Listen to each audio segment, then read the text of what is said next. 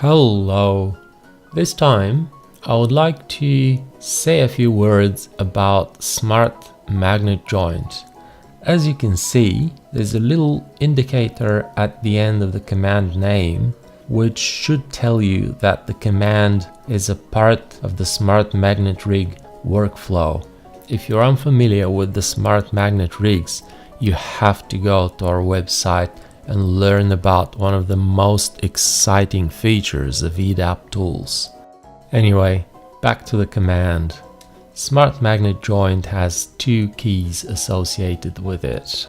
I've typed them here so that you get the visual information. We're talking about the top left key of any keyboard just below the escape key and to the left of one. I usually call it the tilde key.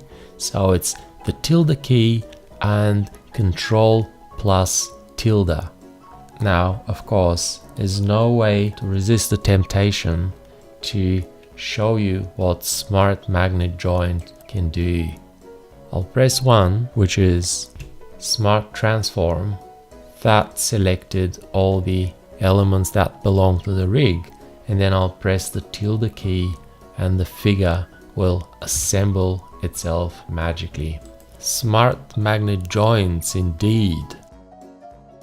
Snapping follows the simple parent-child hierarchy.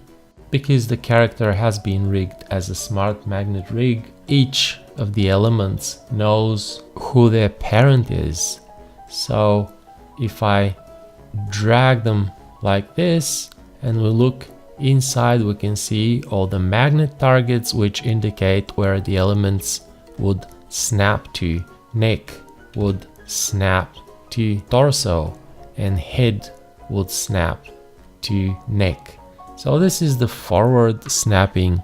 Children magnetically snap back to their parents. But there is also one little addition to this command, which is snapping to children instead. So in the normal situation, this lower leg will snap back to the thigh. But if I press Control tilde, this time, as you could see, this lower leg snapped down to the foot, and the other leg element can snap down to the leg, and so on. This is very handy if we need to keep character's feet steady on the ground while giving the character a bit of a squat. So if I go, this time I'll do reverse chain selection and snap these guys backward. Well, I guess something like this. There's a little bit of a bounce and a little bit of a squat. Now, there's another part of the functionality of the command, and this is the magnet target mode.